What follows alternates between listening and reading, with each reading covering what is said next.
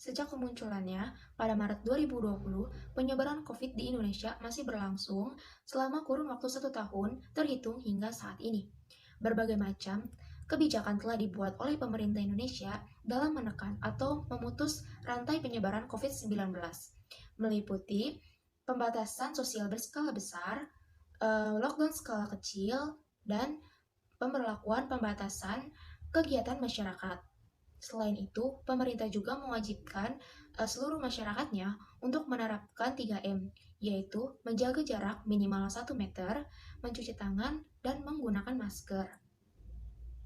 Semakin merebaknya kasus COVID-19 membuat tingkat pengawasannya harus diawasi secara ketat. Bahkan dalam hal ini, Kementerian Kesehatan telah berusaha untuk lebih mengawasi dan bekerja sama dengan aparat penegak hukum. Dengan maraknya peredaran masker palsu membuat sebagian masyarakat menjadi khawatir. Kasus peredaran masker palsu semakin membuat bingung masyarakat, yang mana seharusnya masker menjadi hal yang paling penting untuk mencegah penyebaran COVID-19. Namun nyatanya masih banyak oknum yang melakukan tindakan ilegal dengan memalsukan masker medis dan menjualnya di pasaran. Dalam kasus ini terdapat 7 fakta masalah terkait dengan produksi masker ilegal. Yang pertama, gudang penimbunan masker ilegal dimiliki oleh PT Uno Mitra Persada, seperti yang dikutip dari situs berita harian Tempo.co dan beberapa situs lainnya. Yang kedua, produsen masker adalah PT Unotech Mega Persada. Yang ketiga, perusahaan tersebut tidak memiliki izin dari Kemenkes RI. Yang keempat, mesin yang digunakan dalam pembuatan masker ilegal berasal dari Cina. Yang kelima, penimbunan masker bersamaan dengan mewabahnya virus corona. Yang keenam, masker ilegal yang diproduksi tidak sesuai dengan SNI atau Standar Nasional Indonesia. Yang ketujuh, omset dari penjualan masker mencapai 250 juta dalam 1 hari. Dalam hal kasus peredaran masker yang sudah menjadi tanggung jawab pemerintah, khususnya Kementerian Kesehatan, diatur secara ketat, apalagi merebaknya kasus COVID-19 yang membuat tingkat pengawasannya harus diawasi secara ketat. Bahkan dalam hal ini, Kementerian Kesehatan berusaha lebih mengawasi dengan bantuan aparat penegak hukum dalam hal pengedaran masker kepada masyarakat yang menjadi tindakan pencegahan terhadap virus COVID-19.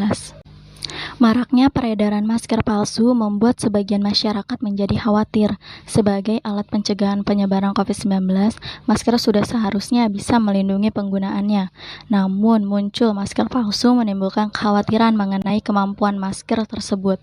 Dalam hal menghindarkan peredaran masker palsu, masyarakat juga perlu mengetahui bagaimana masker yang asli dan sesuai protokol kesehatan. Sejak kemunculan virus COVID-19, banyak tenaga medis hingga masyarakat membutuhkan masker, sehingga kondisi ini memanfaatkan oleh beberapa oknum untuk meraup keuntungan yang tinggi dengan cara memproduksi dan menjual masker medis palsu yang tidak memenuhi persyaratan mutu. Kementerian Kesehatan bekerja sama dengan aparat penegak hukum akan menindak tegas terkait peredaran masker medis palsu. Dirjen Kemarvian dan Alat Kesehatan atau Falmalkes, Kemenkes Ariyanti Anastasia mengingatkan tenaga medis serta masyarakat untuk selalu mengecek izin peredaran masker yang dibeli. Sekian dari kelompok kami, kurang lebihnya mohon maaf. Wassalamualaikum warahmatullahi wabarakatuh.